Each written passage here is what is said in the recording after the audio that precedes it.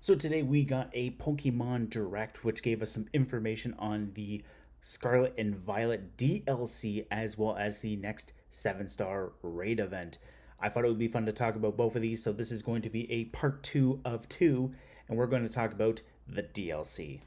Before we go any further, I do want to put a quick disclaimer here with the DLC information. There are some brand new Pokemon that were revealed during this video here. So if you want to go watch that first and see them, awesome. If you don't want to be spoiled, if you want to see them here first and then go back and watch that, I won't be opposed to that either. But anyways, we have the Teal Mask and the Indigo Disc. So the Teal Mask here is going to take place in a village up in the mountains. And we're just going to remove my face here for a quick second. This is the mountain here that is in the background behind the village. It looks awesome. And this part of the DLC here is the part with the brand new legendaries. At least I think they're legendaries of Okidogi, Munkidori, and Pheasantipity, as well as Ogerpon. So this is where that is going to take place. We also have a release date for the Teal Mask, and that is going to be September 13th, 2023. And then we have the Indigo Disc, which is part 2. We have a tentative release of winter 2023. We don't have the exact date yet, but that's okay.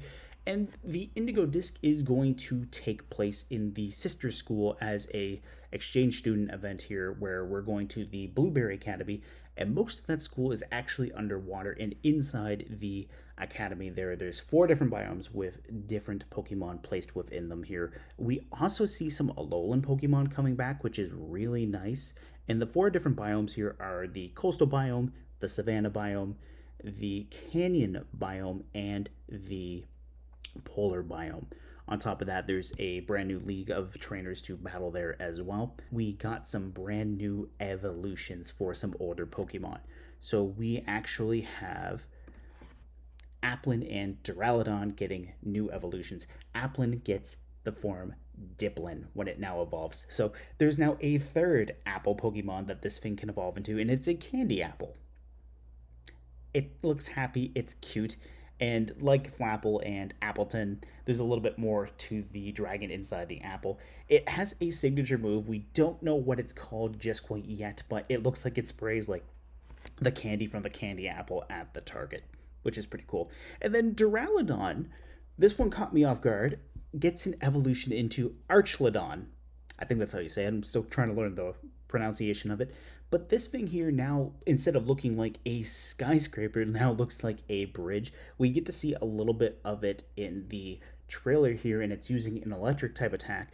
So this thing might potentially be part electric as opposed to Dragon Steel now. It might be Electric Dragon or Electric Steel. It could just be possible that they just gave it a signature move that's an electric type move, and it's still a Steel Dragon.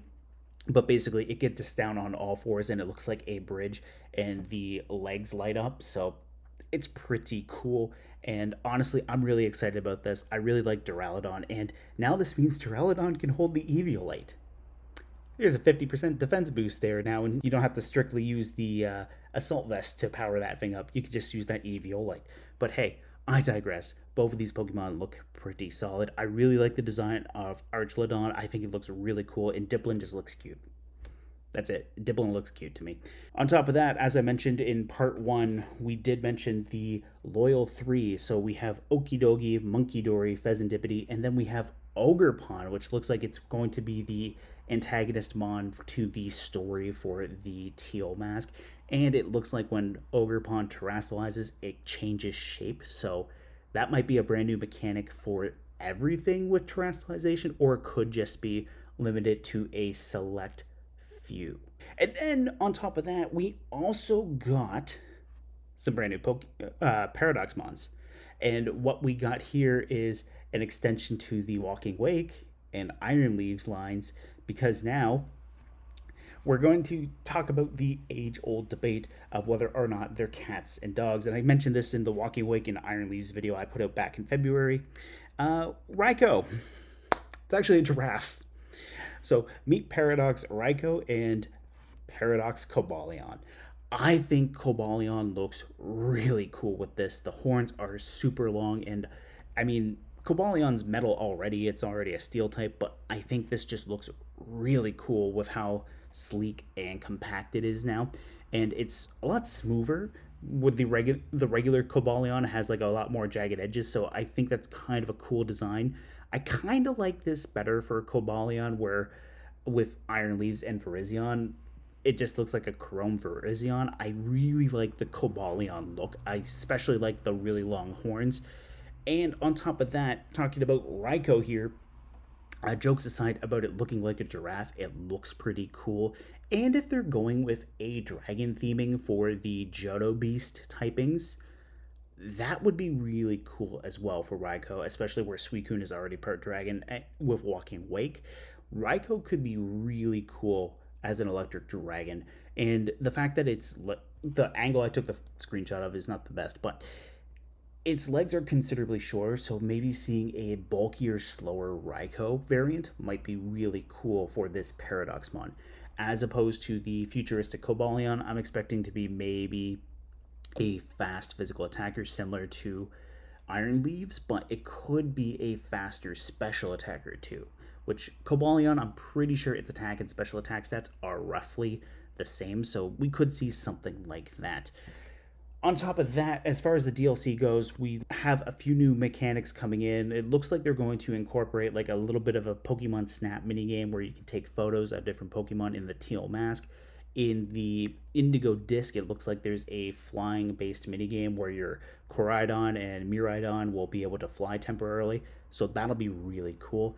And then the trailer does end off with a shot outside of Area Zero, and we do see some panels flipping through. And there's that one area within Area Zero where you catch either Roaring Moon or Iron Valiant, where there's a pattern on the ground. We see an image of that. So they'll probably do something similar to what Sword and Shield's DLC did once you complete the story for both of those. In Sword and Shield, they unlocked the Galarian Star tournament, so you would team up with one of the NPC players and you would do a double battle tournament. I'm thinking like we'll probably see like something unlock within that cave where you get either Roaring Moon or Iron Valiant in Area Zero. But be sure to let me know what you think of that. There's definitely a lot more in the actual trailer itself, but I don't want to basically rip off of every single thing. Otherwise, I'd probably be here talking about this for an hour. Anyways, I'm excited. I hope you guys are too. I will see you later.